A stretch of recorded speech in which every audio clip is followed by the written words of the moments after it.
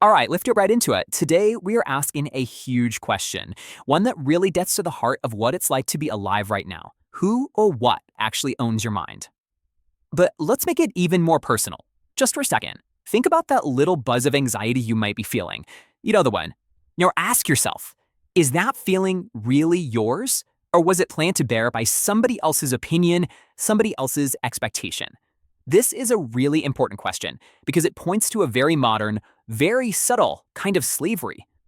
And that leads us straight to our first big idea, the invisible chains. See, we all think we're free, but it's a lot more complicated than that.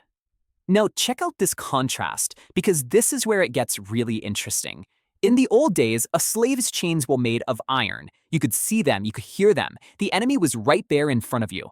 But today, our chains are silent. They're made of notifications buzzing in our pockets, of the constant fear of being judged, and these endless little dopamine crises. It's a different kind of weight, for sure, but our brain processes that abstract anxiety as if it's just as real, just as heavy as those iron chains.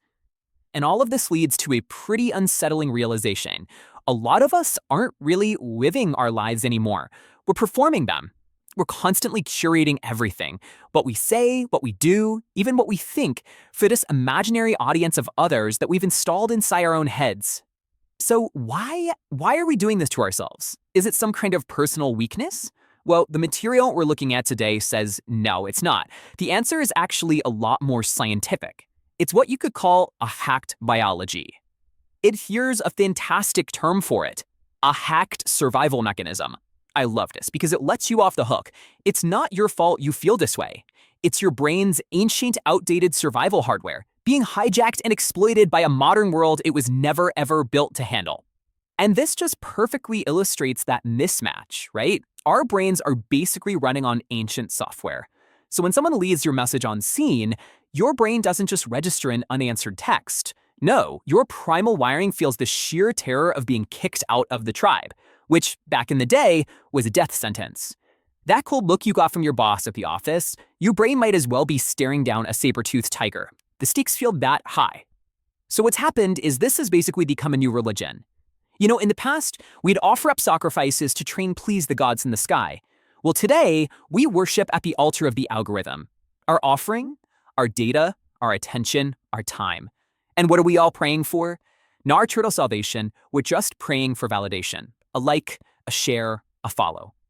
So if you boil it all down, you're not just a slave to other people or to technology.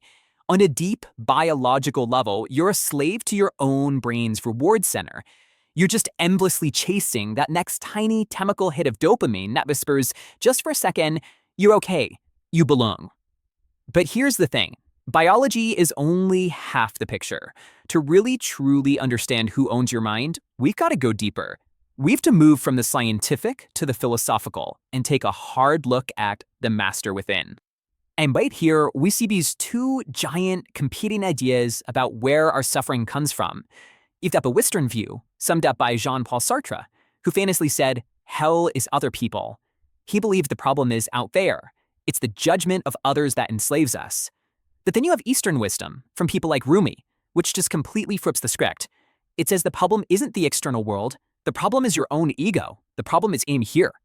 And this is the core of it all. Because while the judgment of other people is definitely powerful, the argument here is that the true tyrant, the absolute cruelest master you will ever serve, is the bottomless, insatiable hunger of your own ego. And this is how we serve that master today. The whole idea of idolatry isn't about golden calves anymore. Today's idols are invisible. We worship the sound of someone saying, "well done." We worship a status symbol, a job title, a car. We worship the impossible image of appearing perfect online. And the ancient rule still applies. Whatever you worship, you become a slave to. Okay, so we've looked at the biology, we've looked at the philosophy, but that's all pretty grim if there's no way out, right? Well, there is. And that brings us to the solution, a section we're calling Dropping the Oars. Now, what's so powerful about this is how it pushes back against everything we're normally told. Modern self-help is always screaming at us. Optimize, add more habits, work harder, hustle.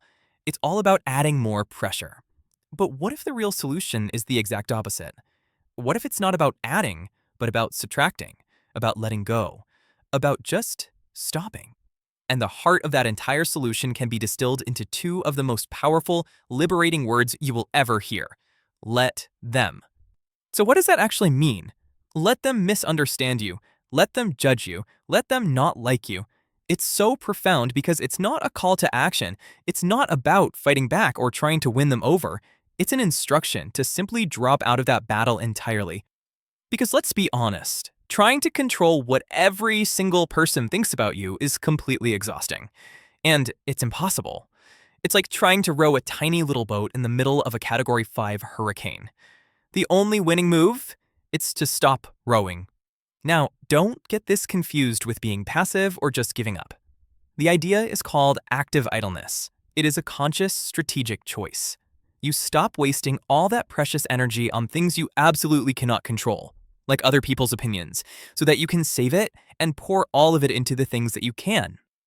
And what does this freedom actually feel like in a real world? Well, it's this. It's that moment when you can sit down, drink a cup of coffee, and just drink the coffee. No need to take a picture of it, no need to post it, no need to prove to anyone that it happened. That feeling right there, that is the sound of the invisible chain snapping in two.